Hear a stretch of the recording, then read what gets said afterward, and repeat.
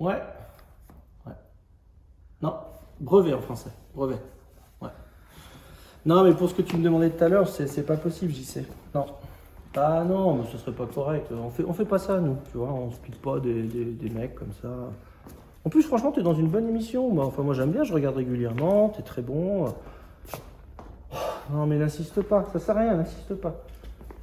Écoute, Jean-Christophe, je le ferai pas. Mais même si tu payes ton billet d'avion depuis les États-Unis, ça n'a rien à voir. C'est pas une question d'argent, c'est une question de principe.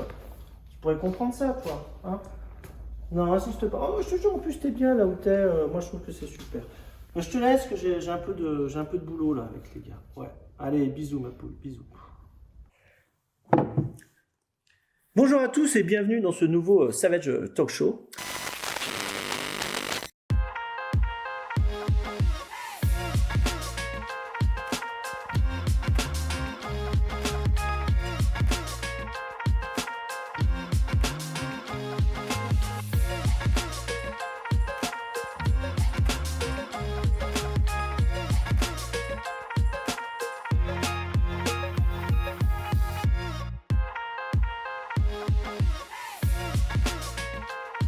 Bonjour à tous et bienvenue dans ce nouveau Savage Talk Show. Alors un talk show qui sera un petit peu différent d'habitude. D'abord il sera plus ample, je pense que ça nous occupera 3 émissions parce que le sujet est assez vaste. Et puis là on va pas parler technique, on va parler éthique pour changer un petit peu. Et on va parler, j'ai décidé d'appeler cette émission No Kill et Haters. Ce que ça me permettait en fait d'angler, comme on disait quand j'étais journaliste, d'angler un petit peu mon sujet. Sachant qu'ici, on va parler évidemment des bonnes pratiques, mais sous l'angle précisément des réseaux sociaux. Parce qu'aujourd'hui, finalement, ce qui nous permet de nous juger les uns et les autres, c'est plus les réseaux sociaux que le bord de l'eau. C'est là où on voit un peu ce qui se passe ailleurs.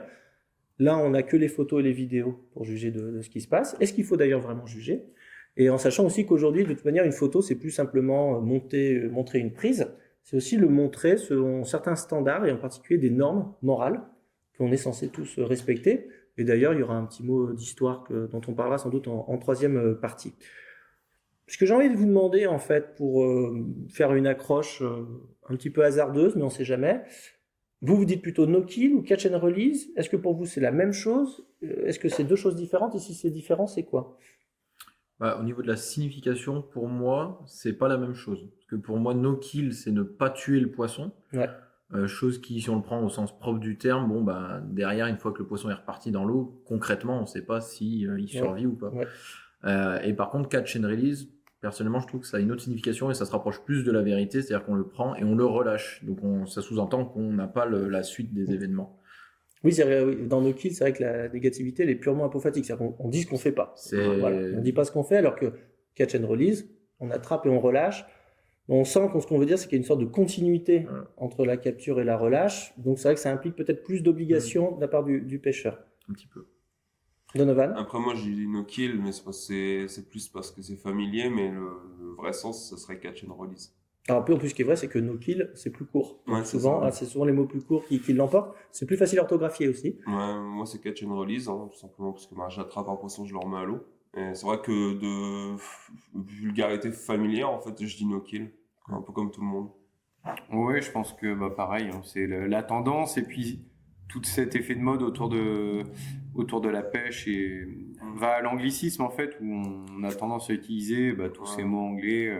Donc oui, le no kill, c'est quelque chose qu'on entend et qu'on utilise facilement. Alors, mais c'est plus le pêcher relâché. Il y a une première chose qui est très importante que tu soulèves. Alors pourquoi d'ailleurs on utilise ici no kill et catch and release? Il y a une raison qui est historique, c'est qu'en fait le no kill il naît en Angleterre et le catch and release aux États-Unis. En fait, c'est deux origines différentes. Et en fait, le no kill, c'est en Angleterre au 19e siècle. C'était une mesure en fait de réglementation pour les plans d'eau privés. En fait, c'était les propriétaires qui protégeaient leur stock de poissons en interdisant tout simplement de tuer ces poissons-là. Et le catch and release, c'est une mesure de protection du domaine public. C'est pour les stocks de poissons publics. C'est les premières réserves, grandes réserves naturelles et tout ça. Donc déjà, c'est deux origines géographiques différentes, mais toutes les deux anglo-saxonnes. Et c'est aussi, pas tout à fait, c'est dans les deux cas des poissons, mais c'est pas les mêmes poissons. Le poisson qui appartient à un propriétaire privé et le poisson qui appartient au domaine public, c'est pas tout à fait la même chose. Mais vraiment, ce qui est vrai, c'est que dans l'usage, ce qui s'est passé, on utilise beaucoup no kill en France parce que c'est plus court, on sait comment l'orthographier, on sait ce que ça veut dire. Mais aussi, je pense que ça accompagne aussi, dites-moi si je me trompe, hein, ça accompagne aussi une histoire qui est qu'au début, on se contente de ne pas tuer. Ouais. Et qu'après, petit à petit, on va chercher un petit peu plus loin, on va essayer d'améliorer ça. Et là, pour tout, on va parler de catch and release pour différencier la nouvelle pratique de l'ancienne. Hein, je pense qu'il y a un petit peu de ça. Surtout que ce qu'il faut quand même dire la vérité, c'est qu'il y a dans toutes ces choses-là quelque chose d'assez fondamental, qui est que c'est un concept qui contient sa propre gradation. C'est-à-dire qu'évidemment, comme c'est quelque chose de moral, il faut toujours être plus moral que l'autre. Donc on a tendance, au fil des années, à en faire toujours un petit peu plus. Et donc on va essayer de trouver une nouvelle appellation pour distinguer les nouveaux no-killers des anciens no-killers, d'où le catch and release. Donc, c'est une très bonne remarque. Alors après, c'est sûr qu'il y a tout ça, mais je pense aussi que c'est un peu lié au fait que maintenant, les gens, depuis l'écologie, à la fin du siècle dernier, on a tous la sensation d'appartenir à un méta ensemble, quand même. Donc il y a aussi une prise de conscience écologique et non plus simplement de protection d'une ressource dans le sens d'une ressource financière. Je pense que ça, c'est ce qui a vachement changé. Et c'est peut-être aussi ce qu'essaye de dire Catch and Release. Ouais. C'est-à-dire qu'en fait, les poissons sont aussi des animaux et que donc les interactions doivent certainement changer. Ouais. Merci pour cette relance. Mais alors, donc, la question qui vient tout de suite après, c'est est-ce que finalement faire du no-kill, ça suffit à se donner bonne conscience? Est-ce que simplement de relâcher son poisson, ça suffit? Non. Enfin, après, il y a plusieurs façons de relâcher le poisson. Après, c'est plus. Après, comme tu disais, no-kill, ça va plutôt définir l'intention de tuer ou non le poisson, mais ça se définit avant, en fait, au final de la prise. Ouais. Alors que le catch and release, ça va englober toutes les méthodes qui vont faire que le poisson va être relâché dans les meilleures conditions possibles. Alors ça me paraît complètement juste. C'est-à-dire que par exemple, le no-kill, en fait, alors il y a eu une tentative de traduction, je crois que c'est Henri Limousin qui avait tenté ça, par graciation, qui n'existe pas en fait en français. En fait, graciation, ça renvoie plutôt à un acte juridique. C'est qu'en fait, on passe outre le tribunal du peuple. C'est par exemple quand le président accorde la grâce présidentielle à un détenu, comme c'est arrivé encore récemment. Mais en fait, aussi, quand même, ce qui se passe, c'est que ça existe d'une certaine manière dans la réglementation de pêche, dans toute la réglementation de pêche. Par exemple, quand on vous demande de relâcher un poisson pas maillé, on vous demande pas qu'il survive. On vous demande juste de le relâcher, parce qu'il y a une idée dans la juridiction française qui est que si tu prélèves pas ton poisson, l'acte de pêche n'est pas complet, donc il n'a pas eu lieu. Et donc, à l'origine, il y a quand même cette idée, on a toujours relâché les poissons, mais parce qu'on était obligé. En fait, le garde-pêche te disait, pas ton poisson, il n'est pas maillé, ou c'est la fermeture, c'est pas le moment, tu le relâches. Oui, il va mourir, non mais c'est pas grave, c'est pas la question qu'il meurt ou qu'il survive. La question, c'est que il faut empêcher que l'acte de pêche s'accomplisse. Donc c'est vrai qu'il y a ce truc-là. Mais aujourd'hui, je pense que la plupart des pêcheurs se contentent pas juste de... Voilà, ils réfléchissent dans leur pratique très en amont, j'imagine, dans ce qu'ils font. Et c'est ce dont on va parler aujourd'hui. Est-ce que on peut pas dire quand même... Quand je dis aussi que le no-kill, est-ce que ça suffit à donner bonne conscience? Vous allez me dire tous, alors en plus on a la chance d'avoir un pêcheur en mer chez nous, d'avoir un mec qui mange à peu près tout le poisson qu'il prend, et ça c'est très intéressant, comme ça on a différents points de vue. Est-ce que vous pensez que juste pêcher no-kill, ou même catch and release, ça suffit à avoir une incidence zéro sur les populations, Donovan? Non. Enfin, ça va y contribuer, mais ça va pas suffire, ça va pas être uniquement ça. Ouais. L'homme en général, dans tout ce qu'il fait, il y a forcément un impact sur le milieu aquatique, il y aura forcément un impact sur le poisson. Donc, au final... Et si on reste sur toutes choses égales par ailleurs, c'est-à-dire si on prend une rivière ou un lac, et on imagine deux mondes parallèles, on appelle ça des contrefactuels en philosophie, on imagine deux mondes parallèles, il y en a un où tout le monde pratique le no-kill, et un où personne ne pratique le no-kill. D'abord, est-ce qu'il y aura une différence sur les populations? Ouais, largement. Une grosse différence. Là où on va avoir le no-kill, on va retrouver du poisson, là où... la rivière qui aura été mise sous pression de pêche et que les poissons ont repris. Éradication des stocks. Ouais, là, c'était fini. On est d'accord là-dessus? On le voit, je pense, depuis que la pêche à la carpe s'est modernisée, on voit que les populations de carpes on a des poissons de plus en plus gros et des spécimens... Surtout que la carpe est très résistante aux manipulations. Oui. Et qu'en plus, ils en prennent particulièrement soin, beaucoup plus que nous, les poissons carnassiers. qui sont solides, ça c'est sûr. Ouais. Mais puis les carpistes font attention en manipulant leurs poissons. Ils sont très avancés par rapport à ça. Ouais. Il y a une culture qui s'est faite. Les moucheurs qui ne touchent même plus le poisson avec les doigts. C'est ça. C'est dans les mœurs. C'est vraiment entré dans les mœurs. Entré dedans. Le carnassier, c'est vrai que c'est beaucoup moins. Et maintenant, autre expérience en pensée. Maintenant, on a deux plans d'eau. Un où il n'y a pas de pêche du tout, et un autre où il n'y a que de la pêche en no-kill. Est-ce qu'il y aura une différence aussi? Ouais, je pense, ouais. Ça dépend. Ça dépend pourquoi. Au niveau stock de poissons. Niveau population stock de poisson. poissons, Oui, je pense. Oui. ouais. Ouais. Il y aura C'est-à-dire une que quand même, même différence. si on pêche no kill, on est d'accord qu'il y a Il y quand a même un impact. un Oui, c'est sûr. on a forcément un impact. Ne serait-ce que peut-être sublétal sur la reproduction, sur le C'est ça, stress. Enfin, ouais, le bien-être du même- poisson fait que s'il il même va sur le peut-être long moins bien terme. s'alimenter, même tout Ouais. simplement. Sans le vouloir, en attrapant des poissons, quoi qu'il arrive, il y a forcément un moment où le poisson il aura engamé un peu trop profondément, il va avoir des séquelles ou il va même mourir. Puis j'ai même envie de dire des poissons qui sont soumis à pression de pêche. Parce que ça, je voudrais tordre le cou à une idée, surtout chez les jeunes, qui pensent qu'en fait, juste pêcher no kill, ça enlève toute incidence du pêcheur. Mais juste un poisson qui hésite à se nourrir, parce qu'il s'est fait piquer plusieurs fois. S'il hésite à se nourrir, il s'alimente moins bien. Mhm. C'est forcé. Ouais. Donc il y a forcément un impact. J'ai même un exemple concret de ça, c'est tout ce qui va être carpodrome ou cool. Mhm. Quand on voit les taux de mortalité qu'il y a vers mai, souvent, dans ces eaux-là, un peu avant, qu'on peut avoir, et ça, c'est dû à la fatigue, en fait, que le poisson a subi toute l'année. Il a du mal à forcément passer l'hiver, à cause justement des combats qu'il y a eu dans ces plans d'eau-là. Parce que, par exemple, la pêche au cou à la Grande Canne, on peut pas me dire que le poisson sera moins impacté physiquement qu'un mec qui pêche en batterie, par exemple. Ouais. Et, parce que le poisson, forcément, un poisson, déjà, quand il est pris, il va jouer, il sait qu'il joue sa vie, lui. Lui, il sait pas qu'il va être remis à l'eau. Pour lui, il faut que je lutte, il faut que je donne tout ce que j'ai pour rester dedans, parce que si je sors, je suis mort. Et du coup, l'idée, ça va être vraiment... Comme si nous, quelqu'un nous tirait avec un fil en dessous Bah, de l'eau. c'est Oui. exactement Ça ça. aurait peut-être Et, une petite angoisse. On va tous C'est se pareil. mettre à lutter pour notre vie, pour justement essayer de rester en vie. Et c'est à force de lutter chaque année que nous, sur nos plans d'eau, on a pas mal de mortalité au niveau des carpes sur des plans d'eau de ce style-là. Alors que des plans d'eau où on va utiliser beaucoup plus la batterie ou des choses comme ça, il y aura moins d'impact, on retrouvera moins de cadavres de poissons, c'est simple, sur ces périodes-là. Et alors, si on parle des techniques de pêche, là, au moment où on enregistre, l'ouverture approche. À l'ouverture, un bon no-killer, c'est quelqu'un qui ne se contente pas de juste remettre ses poissons à l'eau. Qu'est-ce qu'il doit faire et ne pas faire, Julien? En général, moi, j'essaye d'avoir des combats qui sont assez courts. C'est Bref, pour que Dans le cadre de l'ouverture, là, je parle dans ce moment de l'année, précisément, qui est le mois de mai. par rapport à On parlera l'ouverture. après de tout ça, ouais. Ah oui, bah alors je vais cibler des zones et des espèces qui ne sont pas en période de reproduction. Donc, qui est Comme- en période de reproduction? Bah, à le ce black moment-là? bass, Black le bass, cendre. cendre, euh, la perche et la fin, Après, généralement. suivant les zones géographiques, suivant les secteurs géographiques, on a des dates qui sont légèrement décalées. Ouais. Mais voilà, moi, l'ouverture, je vais cibler principalement le brochet. Ouais. Euh, Bah, c'est vrai que c'est un bon moment pour le pêcher le brochet, moi, mais pas mal. bah oui. Pareil, les gars? Ouais, pareil. Tout pareil. Tout pareil. Sortie de repro, ils sont bien agacés, ils ont bien faim. Et... Alors justement, puisqu'on parle de repro, par exemple, il y a un poisson en mer qu'on pêche pas en sa repro, c'est le maigre. Alors là, par exemple, comment on peut appréhender ça? Est-ce que tu penses que ça peut être problématique sur le long terme? Parce que ça part d'abord d'une tradition, qui est aussi que c'est peut-être le meilleur moment pour le prendre facilement. Mais qu'est-ce que vous en pensez, le pêcheur en mer? Du coup, nous, on le pêche après sa reproduction. Enfin, moi, je parle pour moi. Ouais. Mais en fait, ce poisson, il rentre par chez nous. En fait, il rentre dans l'estuaire de la Gironde Ouais. pour aller se reproduire. Ah, et toi, tu le pêches au moment où il ressort. Voilà, on le pêche au moment où il ressort de l'estuaire et il s'est reproduit. D'accord. Après, il y a de la pêche professionnelle, il y a des quotas, il y a tout ça. Et, Donc vous, c'est post-spawn, comment? ouais.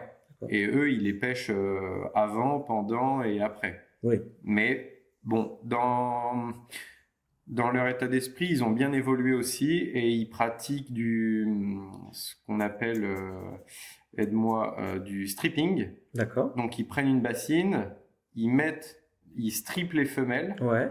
ils mettent ensuite la laitance d'un mâle par-dessus, ils mélangent avec de l'eau de mer Tu m'excites, là. et ils relâchent les œufs en mer. D'accord. Voilà. J'ignorais complètement. Voilà. Et en fait, il y a l'Ifremer qui a fait des études par rapport à ça. Et a priori, il y a un taux de réussite qui est très, très important. D'accord. Ce qui ferait que ça réduirait en fait l'impact négatif qu'ils ont d'aller pêcher sur frayère. Le fait qu'ils pratiquent ce stripping permet justement de pérenniser l'avenir de leur pêche. L'Ifremer, qui est une institution qui fait des choses très intéressantes, mais juste quand même pour la déconne, c'est aussi l'Ifremer qui pendant des années nous a expliqué qu'il n'y avait aucun impact de la pêche professionnelle sur les stocks de bar, qui après nous a expliqué qu'en fait c'était pas la pêche professionnelle, c'était les pêcheurs de loisirs, Ouais. mais bon que ça allait, Et après, qu'elle dit, c'est la catastrophe qu'on arrête, ça va tout crever. Mais à côté de ça, ils font des choses très intéressantes. C'est pas un problème avec les scientifiques de l'Ifremer, je pense que c'est un problème de direction, je pense, qui a changé entre temps. Bref. Qu'est-ce que je voulais dire? Donc, ça, c'était sur le truc. Alors, avant de continuer, quand même, Quentin, tu as rendez-vous avec notre journaliste vedette pour le Gourdin Direct. Donc, je te souhaite bonne chance et on te retrouve après. À tout à l'heure.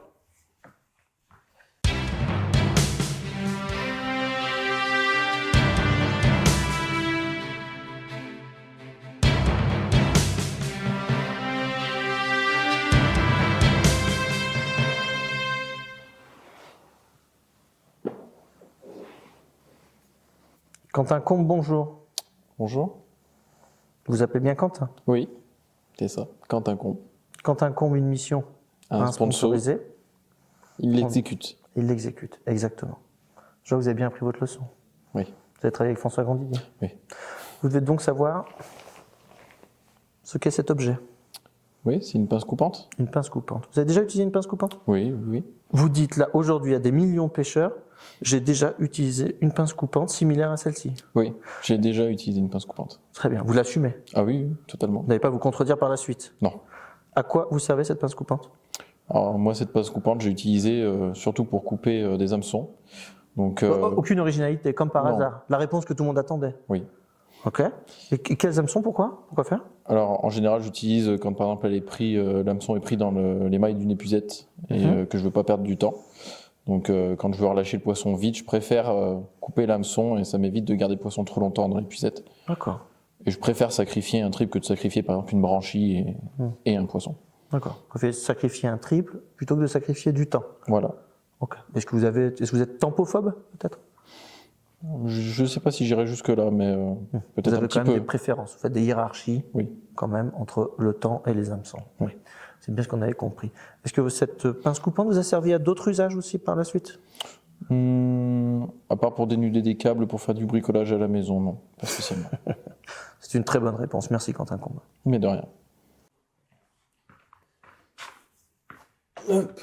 Ça y est? Ça va, il n'a pas été trop... Parce que parfois il est un peu incisif. Ça allait, ça s'est bien passé. Il paraît que c'est même assez raide. Alors, reprenons notre émission. J'ai choisi en fait de l'appeler No Killer Haters parce que ça me permet d'abord en fait... Alors, ce qui est vrai, c'est qu'il y a toujours eu des réactions, on a toujours scruté l'éthique des autres en images, mais avant quand il y avait un DVD, il n'y avait pas de commentaires immédiats sous les DVD, c'était plus compliqué. Donc aujourd'hui, il y a des réactions immédiates. Mais d'appeler ça No Killer Haters, ça me permet de circonscrire surtout la thématique autour des pêcheurs et d'éliminer les problèmes typiquement animalistes de souffrance animale et tout ça, qui sont souvent des faux problèmes et que mieux vaut traiter avec des scientifiques, comme j'ai fait dans plusieurs lives. Vous pouvez voir sur Nima Fishing, il y a des lives sur l'animalisme et puis le bon no-kill avec Patrice Jobert, Fédération du Lot par exemple, biologiste. Donc il y a quelques lives qui traitent déjà de ça. Nous, on va plutôt s'intéresser à ce qu'on doit faire, pas faire, et en particulier, on posera une question à la fin, c'est qu'est-ce qu'on peut faire d'une photo ou d'une vidéo pour juger du comportement d'un pêcheur, d'un point de vue éthique. Donc, ce que je vais faire, c'est qu'on va donner des thèmes. Là, je vais donner quelques thèmes. Dans la deuxième partie, qui sera diffusée dans 2 mois, on abordera d'autres thèmes, et puis il y aura une troisième partie avec d'autres thèmes et une conclusion. Mais là, on va poser des thèmes. Ce que je vous demande, c'est de bien rester dans le thème, pas déborder. On se focalise sur vraiment la question, et on essaye de voir ensemble ce qu'on peut dire. Moi, la première chose, puisqu'on parlait des réseaux sociaux, la première chose qui a été éliminée des réseaux sociaux sous le fait de la pression sociale, c'est les poissons posés au sol.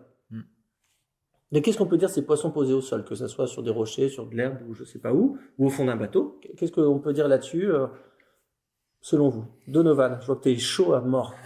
Il est comme ça. Pas comme à l'école, c'est. C'est une façon de le décrocher, c'est une façon de le poser. Après, c'est pas la meilleure des solutions, mais si on n'a pas le choix, ça sera comme ça. Ouais, j'ai envie de dire que des fois, vaut mieux qu'il soit posé au sol. Ça va lui éviter une chute d'une certaine hauteur ou qui lui sera fatale. Après, si c'est posé dans l'herbe fraîche, bon... C'est ça, c'est-à-dire qu'il y a sol et sol aussi. Entre un rocher brûlant bien sec et de l'herbe humide, par exemple, il y a un monde quand même. Oui. Par exemple, moi, les gens, ce qui me fascine, c'est les pêcheurs en bateau qui ne se rendent pas compte que poser un poisson sur une moquette brûlante, c'est terrible en fait pour le poisson, mais ils le font en toute bonne conscience, je leur en veux pas. Mais il faut aussi se rappeler que quand on pose un poisson au sol, a priori, il n'y a pas de problème, mais tous les sols ne se valent pas. C'est Et que le fond d'un bateau, surtout l'été, ça peut être terrible pour un poisson. Quentin ? Exactement pareil. Et comme tu dis, le fond d'un bateau, il faut faire attention à ce moment-là. En plus, en bateau, c'est plus facile. Il vaut mieux avoir quelque chose pour le poser. Ou même humidifier rapidement. À même le. Surtout l'aluminium, par exemple. Oui. Après, il y a aussi poisson et poisson. C'est vrai qu'un silure qui peut souffrir de son propre poids, faut peut-être aussi faire attention. Mais par exemple, une perche posée sur l'herbe m'a jamais choqué, moi, par exemple. moi non plus, après. Mais c'est vrai que ça fait. Ce qu'il y a surtout, c'est que c'est pas beau en photo, dans le sens qu'en fait, je pense, ça véhicule pas une bonne image de la pêche en général. Je pense que c'est pas un problème par rapport aux pêcheurs en particulier, mais il faut éviter de le faire pour pas que ça soit récupéré par des anti-pêches pour montrer, sur le traitement des poissons. Mais en soi, bon, je suis pas sûr que ça soit le pire qui puisse arriver à un poisson. C'est pas le pire qui va arriver au poisson. Puisqu'en plus, il y a une différence entre poser par terre et, comme tu dis, tomber au sol. Où là, il peut y avoir des hémorragies internes très importantes. Parce que dans la finalité, le poisson, en général, on va dire dans les 3/4 du temps, il va faire un passage au sol au moins pour décrocher. Après, il y a des façons de faire. Regardez les puisettes avec des grosses mailles, par exemple. C'est ça, ouais. Exactement. Mais après, c'est vrai qu'en photo, en général, on évite pour justement éviter de véhiculer cette image-là. C'est très inélégant, on va dire. On va dire c'est un passage qui se fait, mais c'est pas forcément un passage, on va dire, qu'on montre en général. Ouais, exactement. Je passe vite fait sur le bâillon. Je pense que mieux voir une pince long bec et surtout apprendre le gill grip. Je pense que tous les pêcheurs devraient apprendre le gill grip. Et d'ailleurs, je suis étonné qu'il y ait si peu de tutos sur Internet pour apprendre à attraper, par exemple, les brochets correctement par la mâchoire. Il y a beaucoup de gens qui osent pas le faire. Même mon pote Manu, il a un peu peur de le faire. Alors que quand on le maîtrise bien, ça, une pince long bec, normalement, on fait du job déjà. Il y a un autre truc aussi que les réseaux sociaux ne supportent pas, c'est le poisson bêtement sacrifié pour la table. Alors, je vais changer, je vais faire le tour dans l'autre sens, parce que là, j'ai vu que tu étais chaud, donc pour le coup, je vais pas te donner la parole. Après, sacrifier pour la table. Enfin, moi, nous, en mer, ça arrive. C'est pour ça que je m'adresse à toi en premier. Tu conserves un poisson, mais après, tu lui fais honneur avec un bon... j'ai lui faire l'amour non plus. Un bon petit repas. Un bon petit repas. Mais moi, ce que je vois là-dessus, c'est on le fait de manière raisonnée, c'est-à-dire qu'on va pas conserver tous ces poissons. Ouais. Exactement. Donc, moi, sur le nombre de bars qui passent sur le bateau, beaucoup sont relâchés, quelques-uns sont conservés, et surtout dans des tailles qui sont donc pas trop gros et pas trop petits. Surtout, ce qui me semble en plus, c'est que je pense qu'un vrai no-killer n'a rien contre le fait qu'on mange un poisson.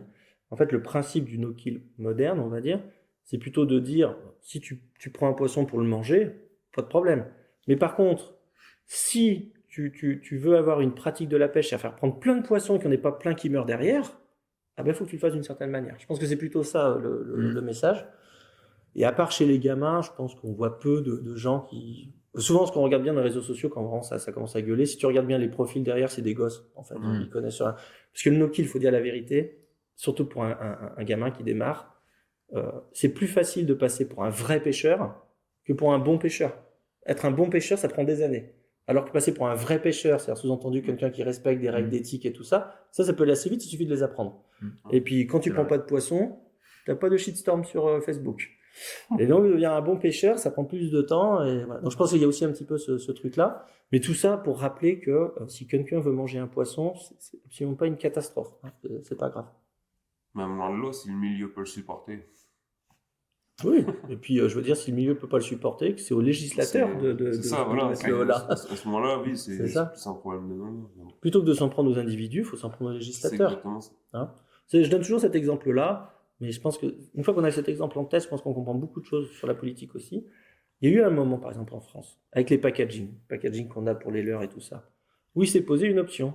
Soit le législateur portait ses couilles, s'adressait au monde industriel en disant « vous arrêtez de nous faire ces packaging de merde », soit lâchement, on va mettre des poubelles vertes en bas de chez les gens.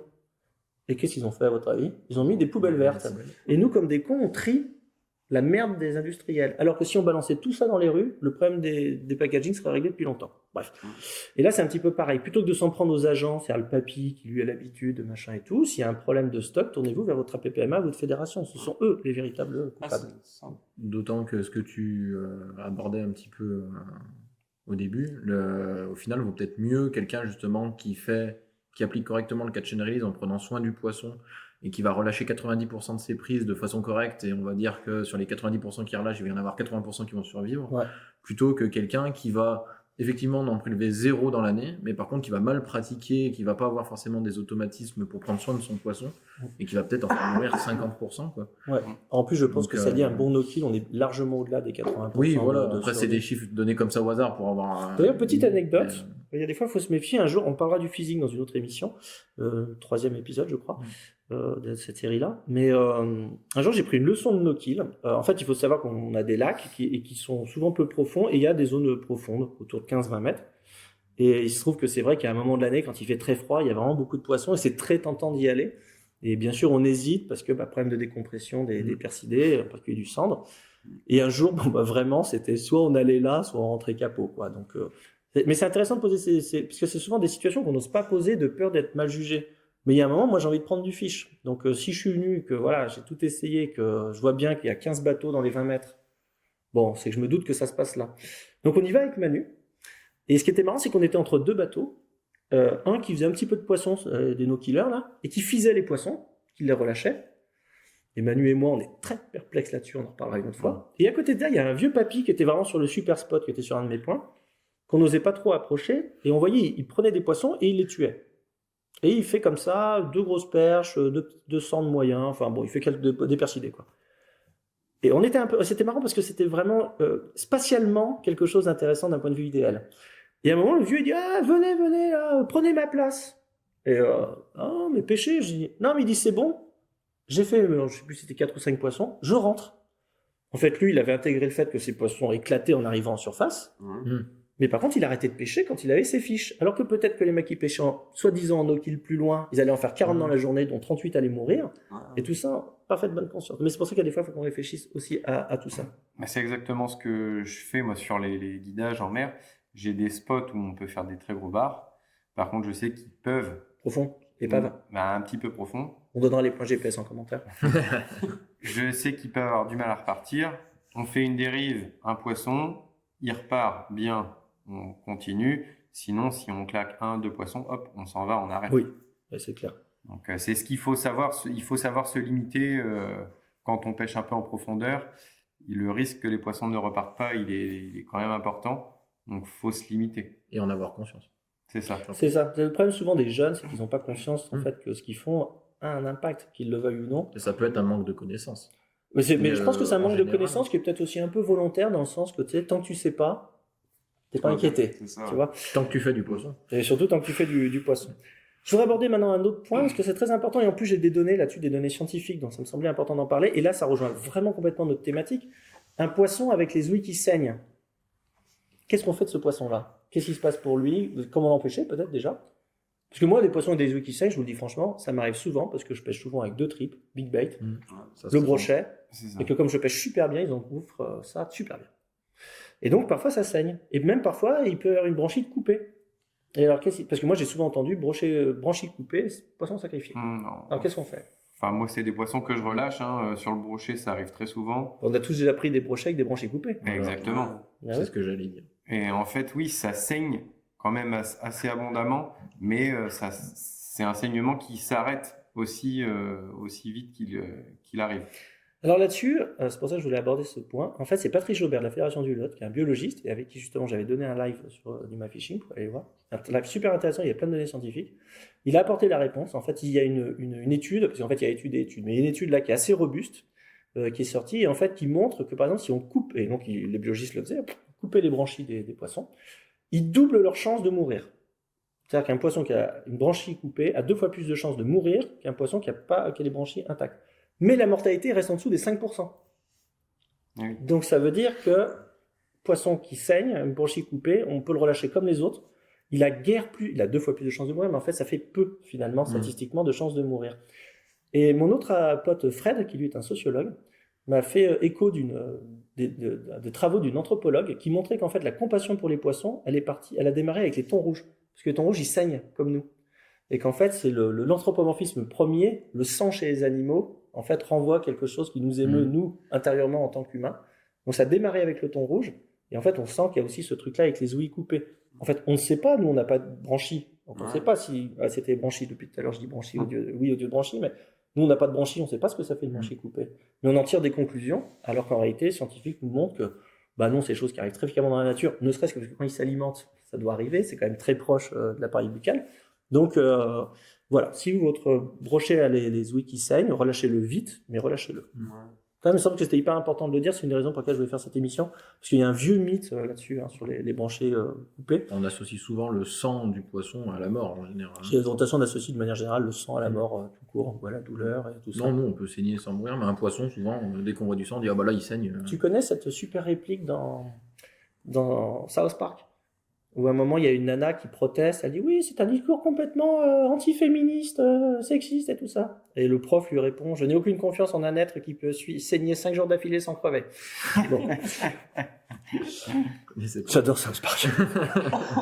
Autre chose qu'on voit souvent, c'est les poissons tenus verticalement. Par donc guilles grippées, par la main ou par la bouche, comme les basses ou les perches. Quentin, là-dessus, tu envisages le truc comment ? Alors, j'essaye de limiter, parce que c'est pas quelque chose que je fais déjà de base, parce que bon, je trouve pas ça déjà esthétiquement parlant, que ce soit pour la photo ou pour l'ergonomie, je trouve pas ça très pratique. Ouais. Et après, moi personnellement, sur le black bass et le brochet, je le fais de temps en temps, mais pour moi, ça n'a pas un impact. Ça te choque ça pas. Ça me choque pas, et disons que j'ai pas constaté de soucis particuliers au niveau des relâches par rapport à un autre poisson que je prendrais à l'horizontale. J'ai pas remarqué de grosses différences. Après, c'est dur de savoir parce que les mortalités sont souvent pas immédiates. Oui, voilà. Ou les dégâts sublétaux. Mais disons que la façon, c'est ça dont on va parler, je pense. La façon dont ils se comportent tout de suite au moment de la relâche n'est pas différente, donc. Donovan, parce que je sens que Julien, il a des choses à dire, je commence par Donovan. Donc moi c'est pareil, je le manipule, le brochet, je les prends droit comme à deux mains. J'évite toujours de les laisser prendre pendant 10 minutes comme ça, je me maintiens toujours avec ma deuxième main généralement. Exactement. Mais non, ça me choque pas. Sur les poissons qui sont lourds, je pense sur des spécimens, des gros poissons, le fait de le maintenir verticalement, ça va quand même... Tout le poids du corps qui tire sur les vertèbres. Sur les vertèbres du poisson, et ça, c'est pas bon. Donc, moi, ce que je fais, je mets toujours ma main dessous pour soulager si je veux avoir une photo verticale. Oui. Ouais. Voilà. Alors là, c'est pareil, il faut distinguer deux choses. Il y a les dégâts létaux, ce qui peut tuer un poisson, il y a ce qu'on appelle les dégâts sublétaux. Donc qui les tue pas, mais qui inflige des dommages. Là, c'est pareil, il y a une étude américaine, par exemple, parce que les Américains sont fous de black bass, donc ils étudient beaucoup le truc, et ils se sont posé la question. Et il semblerait que par rapport, par exemple, à la mâchoire du black bass, passer 1,5 kg, 2 kg, là, on peut parler de douleur, enfin de stress biotique pour le poisson. Enfin, en tout cas, il est très inconfortable si on fait ça. À mon avis, c'est aussi le cas, parce que la bouche de la perche est plus fragile pour les perches qui passeraient le kilo, déjà. Je pense que c'est un peu compliqué. Et les grands brochets de plus d'1 mètre, à mon avis aussi, ça commence à faire lourd. Et par exemple, quand on voit les gens qui portent les silures à 2 mains par les ouïes, comme ça, très gros, je pense pas que ce soit une bonne idée non plus. Mais après, je pense que ce qu'il y a, c'est qu'aussi, comme on disait tout à l'heure, il y a une gradation dans le no-kill. Et de toute façon, plus ça va aller, plus on va aller vers des considérations de plus en plus fines comme ça. Et le message que je voudrais passer, c'est que par exemple, quand on voit des très bons pêcheurs comme Donovan et Quentin qui ne sont pas choqués par ça, c'est aussi parce que ça accompagne aussi une évolution. Et il ne faut pas juger rétrospectivement de choses qu'on faisait précédemment. Vous pouvez trouver plein de photos de moi avec des bases de 2 kilos tenues comme ça. J'essaye de moins le faire. Mais forcément, je l'ai fait parce que je ne savais pas, ni plus ni moins, et qu'on faisait comme ça, c'est tout. Mais peut-être qu'il faut commencer à réfléchir à ce qu'on va faire après. Et effectivement, ces grands poissons tenus verticalement, ça a l'air ça les tuera pas. Mais par contre, c'est vrai qu'au minimum, c'est très inconfortable pour eux. Ça, c'est certain. Ouais, après... Mais les petits poissons, il n'y a pas de souci. Maintenant, il faut être quand même réaliste. En photo, on peut maîtriser un peu ce qu'on fait. Quand tu fais une vidéo, que tu prends une perche de 52, il y a forcément un moment où elle est pendue vers le bas parce que de l'autre main, tu as une canne à pêche. Donc c'est là aussi, il faut être un petit peu cool et comprendre un peu ce que font les pêcheurs. Comme dirait mon pote Greg Stess, si on veut pas qu'il y ait de dommages, il faut arrêter la pêche. Il faut pas y aller. Ouais, faut pas y aller. C'est le meilleur moyen. Comme disait Donovan. Toi, par exemple, c'est vrai que niveau femme, tu fais pas trop de mal. Comme disait Donovan, il y a aussi la notion de temps. Enfin, si le poisson, on le prend juste comme ça pour la photo, ça dure 10 secondes. Ou le tenir comme ça pendant qu'on cherche des trucs dans notre sac, évidemment, ça va pas avoir le même impact aussi. Mais là, comme l'angle, c'est un peu les photos, c'est vrai que peut-être que certainement l'évolution attendue, ça sera qu'on verra de moins en moins de poissons tenus verticalement, du fait, là encore, de la pression sociale, d'une meilleure conscience des manipulations et tout ça. Je pense que les photos Facebook avec le brochet d'1 mètre comme ça, et puis le chaîne de l'autre, c'est mort. Je pense même que même à l'heure actuelle, on le voit déjà de moins en moins. Oui. Enfin, un brochet d'1 mètre pendu comme ça. Ouais, alors on en voit encore. Moi, ça m'est arrivé de rentrer dans des APPMA où tu vois des poissons tenus par une chaîne ou une corde à travers les ouïes, quoi. Ou alors par les yeux. C'est encore autre chose. Là, c'est encore un extrême. Tu Là. vois, 1m22, enfin bon, les boules, quoi. Et ça induit un autre effet, c'est que quand on prend une photo comme ça, le commentaire qu'on retrouve souvent, c'est fake, parce que c'est impossible de tenir un brochet de 1 mètre à bout de bras. Oui, ou alors ça, je peux le Alors après, montrer là, demain. Ça, c'est des manques de connaissances. Ce qui serait le plus dur, c'est de le oui, prendre. Ouais, c'est surtout ça en général, c'est plus dur de le prendre, parce que 10 kilos en bout de bras, n'importe qui Non, peut mais le je peux le faire à l'aise. Et les brochets de 1 mètre font pas tous 10 kilos. Oui, c'est ce que j'allais dire. Si toi, tes brochets d'1 mètre font 10 kilos, il y a un autre problème. Non. Je pense qu'il y a pas de mythomanie, certainement. Ils sont pas aussi bien nourris dans la Loire. Hein. Bon, et un dernier point, avant de clore ce premier épisode consacré à No Kill et Haters. Il s'agit des leurres remis dans la bouche pour la photo. Qu'est-ce qu'on peut penser de ça? Qu'est-ce qu'il faut dire aux gens à ce sujet? Alors là, c'est en plus un thème qui est un peu lié aussi au sponsoring, pour dire la vérité. Je change de sens, Donovan. De toute façon, moi, non, je remets pas de leurre dans la gueule. Alors, il faut savoir que chez Savage, de toute façon, c'est interdit. C'est une Ouais. des premières choses que je dis aux sponsors, ne faites jamais ça. Pour une raison, moi, qui me paraît simple. Là, je parle de la marque, je parle pas d'éthique. Ça finit toujours par se voir ou se savoir. Donc déjà, si vous voyez passer des photos comme ça peut arriver, y compris chez Savage. Sachez que ça ne vient pas de moi, que j'en suis très mécontent et que je pense qu'ils peuvent en témoigner. C'est un des premiers trucs que je dis aux sponsors. Je préfère qu'on vende une casquette plutôt qu'un leurre. Tu vois, c'est-à-dire que si on voit pas de leurre, c'est pas Il y a grave. tellement d'autres façons de les mettre en avant que de les remettre dans la gueule du poisson. Enfin, limite, tu poses ta canne sur ton épaule, tu tiens ton poisson, tu fais voir le leurre en bas, c'est tout. Il y a des crochets tiens le le leurre. T'as pas à le remettre dedans. Après, maintenant, il y en a qui le font, mais moi, ça c'est pas forcément le mieux, parce que c'est pas ce qui représente le mieux. Il y avait quelques années, il y avait un magazine que je citerai pas, qui était le concurrent de mon magazine, enfin un des concurrents de mon magazine. Ils avaient fait un coup de force extraordinaire. Ils avaient une couverture avec un brochet, avec un leurre dans la gueule. Tu tournais 5 pages, tu avais la même photo, il y avait un autre leurre. Formidable. Et en plus, tu comprenais Déjà bien vu. quand même que le leurre qui avait 5 pages après, c'est certainement celui qui avait vraiment fait le brochet, et que celui qui est en couverture, c'était pour Ouais. l'annonceur. Ils avaient Ah, mais annoncé, ouais. c'est ça, et c'est justement, et puis même, c'est pour éviter ce genre de situation-là. Non, mais je veux dire, quand on est un pêcheur, par contre, si on veut pas être un vrai pêcheur, il faut quand même que la passion de la pêche nous prémunisse contre ce genre de prostitution. Ouais. C'est clair et net, quoi. En plus, pourquoi ça marche pas? Parce que soit parce qu'en fait, ce qu'il y a, c'est qu'il y a accroché et raccroché. Raccrocher, Voilà. bon, le mec, c'est parce qu'il veut montrer qu'il l'a fait avec ce truc. Mais le mec, il va pas vraiment bien l'accrocher, il va le poser comme ça. il peut juste Ça poser, paraît ouais. déjà fake. C'est Donc, ridicule. c'est moche. Ça fait Et ridicule. il y a pire, et le mec qui accroche un autre leurre que celui à qui il l'a pris, où là, il y a carrément une malhonnêteté totale. Voilà. Et aucun sponsor ne mérite qu'on fasse ça. Je veux dire, je pense qu'il y a un moment, on devrait même, je pense, dénoncer les marques qui font ça. Parce qu'évidemment, pour un gamin, c'est tentant de le faire, quoi. Ouais, Clairement. alors que c'est pas. On devrait donner des noms, Ouais, même puis- des gens qui disent qu'il faut le faire. Non, mais c'est vrai, là-dessus, je suis un peu goulag. Mais, enfin, je veux dire, on n'est pas venu Et puis à la c'est pêche pas- pour ça. c'est même nous en tant que professionnels, parce qu'au final, même si on est sponsor, on est en tant que pro, c'est pas représentatif de l'image de la marque qu'on veut représenter aux yeux des gens. Et ça, c'est. On a tout faux de A à Z par rapport au poisson, par rapport à soi-même, par rapport à la marque. Ah, mais c'est ça, et Ouais. c'est pas l'idée, c'est pas la direction qu'il faut prendre, absolument. C'est même la direction inverse qu'il faut prendre. Exactement. Et moi, je pense préfère limite avoir un leurre décroché, tant pis. Combien de fois ça m'est arrivé, moi, les brochets font le crocodile dans l'épuisette, t'arrives pas à décrocher le leurre, allez, tant pis, le leurre reste dans l'épuisette. Ah oui. Non, puis la priorité, généralement, c'est de décrocher le poisson. Bah oui, c'est ça. Ouais, souvent. Et puis, moi, Alors après, quand on est sponsor, il y a aussi des compromis. C'est-à-dire que moi-même, qui ai tendance à enlever le leurre, alors souvent c'est pour ma propre sécurité que j'enlève le leurre, parce que je pêche beaucoup de brochets. Le bass, on est moins emmerdé, mais moi-même, il m'arrive de dire, bah attends, il est pas trop mal branlé dans l'épuisette, fais-moi vite la photo avec Ouais, le c'est leurre, ça. et après je le décroche. C'est une petite compromission qu'on fait. Mais bon, c'est pas très c'est très grave. c'est ce qui est bien avec le système Line-Trou qu'on a, nous, sur les leurres, pour revenir dessus. C'est bien placé, bravo. C'est que, on peut avoir le leurre qui est dégagé, Ouais. les tripes dedans. Donc c'est ça qui est Exactement. bien. Quentin, Et, tu voulais rajouter un truc? Ouais, moi perso, j'ai une position bien tranchée sur le sujet, c'est que faut pas le faire. Parce que déjà, ça entretient une image des sponsors globalement. Ils ont une sale image en France. Hein. Tu sais que quand on met pro-staffer dans Google Traduction, tu sais ce que ça sort en français? Non. Prostituée. C'est mon petit bonheur quotidien. Je pense à vous tous les jours. En mini-jupe.